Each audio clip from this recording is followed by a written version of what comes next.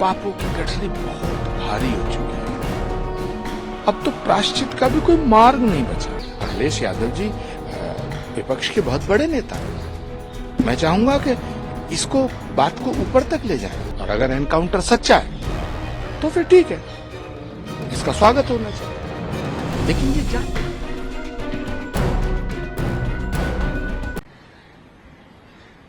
अपराधियों से मुठभेड़ में कभी कभी अपराधी मारे जाते हैं, कभी कभी पुलिस के और हमारे सेना के जवान हमारे वो भी शहीद हो जाते हैं। लेकिन जो असली एनकाउंटर होता है उसमें अगर मुठभेड़ सच्ची है तो इसकी सराहना होनी चाहिए। लेकिन अगर ये मुठभेड़ झूठी है तो ये तो बहुत बड़ा अपराध है।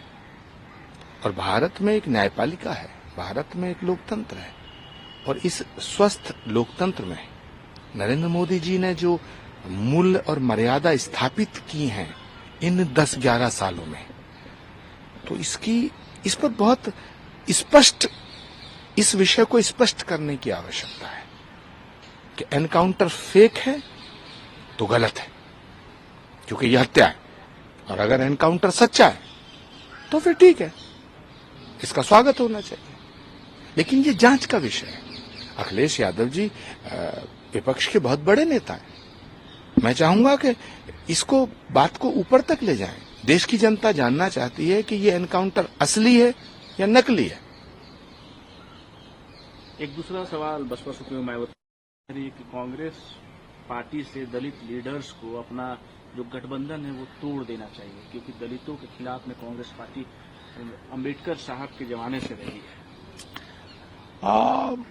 देखिए, कांग्रेस के इतने पाप हैं, कहां तक क्या क्या छोड़ेंगे। पापों की गठरी बहुत भारी हो चुकी है। अब तो प्रायश्चित का भी कोई मार्ग नहीं बचा। और राहुल गांधी जी की जो कांग्रेस है, ये देखने में लगता है खड़गे जी की कांग्रेस है। ये खड़गे जी की कांग्रेस नहीं है। ये जितने भी वर्किंग कमेटी में all India all India Congress committee में जितने बड़े बड़े पदाधिकारी तुम्हें देखने को दिखाई दे रहे हैं, ये सब गांधी जी के 3 बंदरों की तरह है।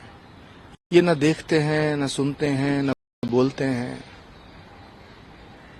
तो कांग्रेस की दुर्दशा होना सुनिश्चित है। कहीं 2-4 सीट जीत जाओ, उसके कई कारण हो सकते हैं। हरियाणा में मुझे नहीं लगता, शुरुआत में ऐसा लग रहा था कि हरियाणा में कांग्रेस की सरकार बनना सुनिश्चित है, पर अब शैलजा जी का अपमान जो है, मुझे लगता है कि वो भारी पड़ेगा।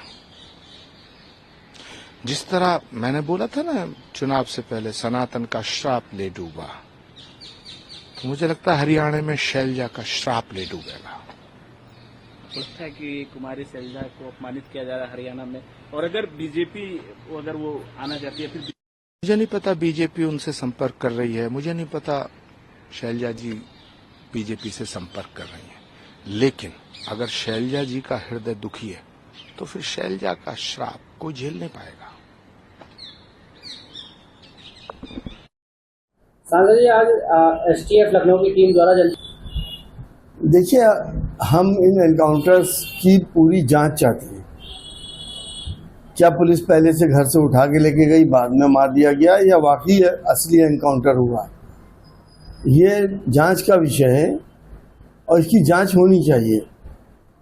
अब एक ठाकुर लड़के का एनकाउंटर हो गया, ऐसा तो नहीं है कि बात बराबर करने के लिए इस किस्म की बातें हो रही हो।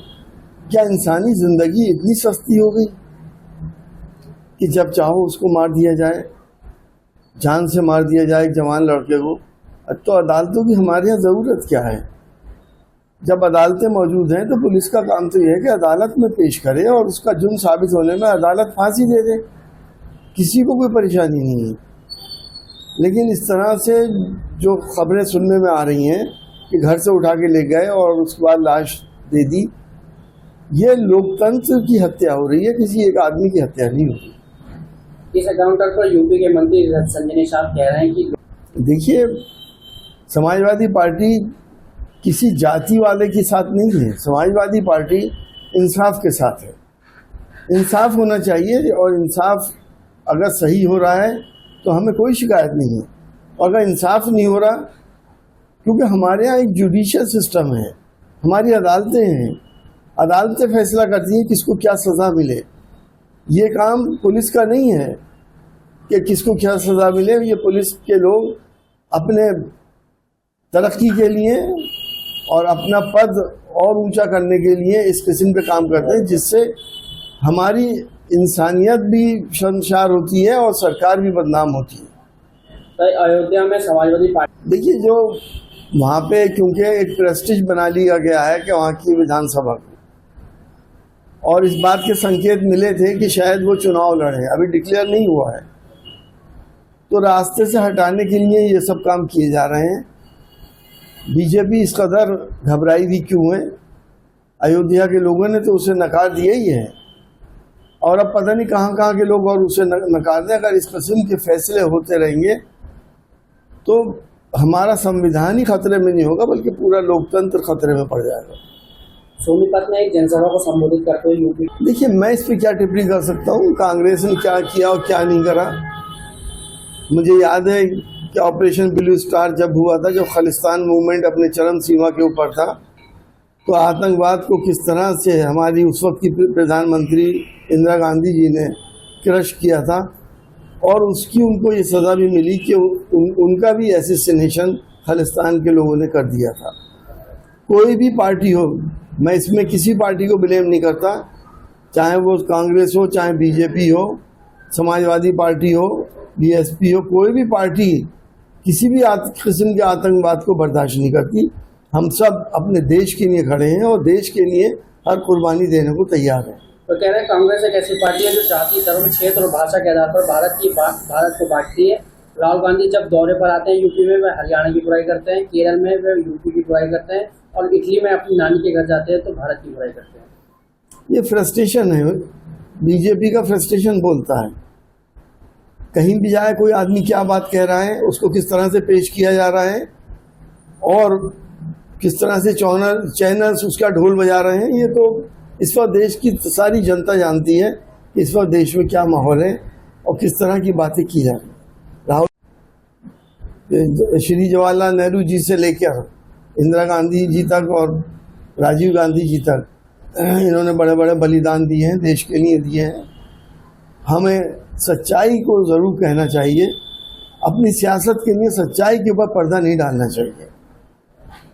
चाइल्ड पोर्नोग्राफी को लेकर सुप्रीम कोर्ट का फैसला आया है। चाइल्ड पोर्नोग्राफी देखना और डाउनलोड करना क्राइम बताया गया है। मोबाइल के सहित दूसरे गैजेट्स में भी रखना अपराध है। पॉक्सो एक्ट के तहत कार्रवाई होगी सुप्रीम कोर्ट द्वारा। देखिए, हम सुप्रीम कोर्ट के इस फैसले का स्वागत करते हैं। हमें मालूम है कि ये चाहे चाइल्ड पोर्नोग्राफी हो या एडल्ट पोर्नोग्राफी हो, ये मेन वजह है सेक्सुअल क्राइम्स की।